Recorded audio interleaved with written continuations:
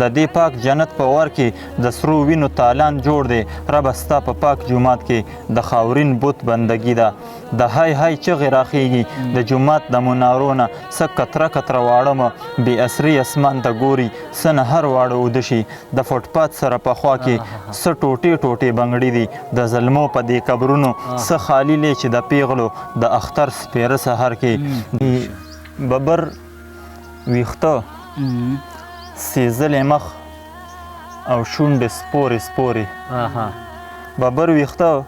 سیزلې مخ او شونډې سپورې سپورې او د وخت غرمو کړې ګلندا مې راته تورې تورې کور مې خالي شو اوس چې مور پسې هم چغه وهم د هر دیوال نه هم اواز راځي چې مور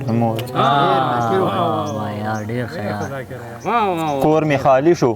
اوس چې مور پسې مې چغه وهم د هر دیوال نه هم اواز راځي چې مورې مورې ښکته په کلي کې زلمو ته تباهي دې وکړه کور مې خالي شو اوس چې مور پسې هم چغه وهم د هر دیوال نه هم اواز راځي چې مورې مورې او ښکته په کلي کې زلمو ته تباهي دې وکړه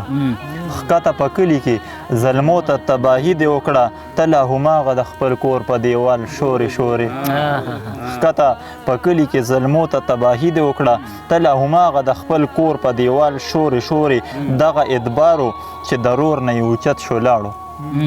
دغه ادبارو چې ضرور نه یې اوچت شو لاړو اوس د یو سل ځله په خوله وایي چې خورې خورې دغه ادبارو چې ضرور نه یې اوچت شو لاړو اوس د یو سل ځله په خوله وایي چې خورې خورې که تاسو هغسې د جبر نه کلاره نه شوئ نو دې پیرې ته د پتنګ ارادې نورې لرم د ذهنونو تورتمونه د ذهنونو تورتمونه د خیالونو ثوابونه ربه ستا په پاکه خاوره د ریا نه ډک منځونه بس یو شور دی یو ناتار دی د جنت په پاکه ځمکه بې ګناه مرغۍ چغیږي د خامار د کور په خوا کې د دې پاک جنت په ور کې د سرو وینو تالان جوړ دی ربه ستا په پاک جومات کې د خاورین بت بندګي ده د های های چغې راخیږي د جومات د منارو نه څه کتره کتره واړه بې اصري اسمان ته ګوري څه نه هر واړه اوده شي د فوټپات سره په خوا کې څه ټوټې ټوټې بنګړي دي د ظلمو په دې قبرونو څه خالي لې چې د پیغلو د اختر سپېره سهار کې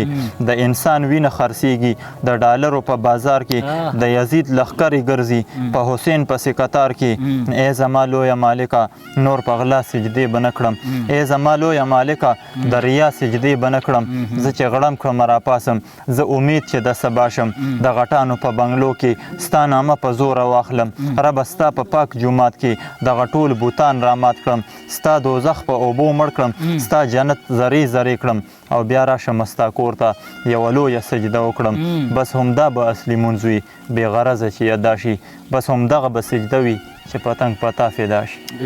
ډېره مننه ډېره مننه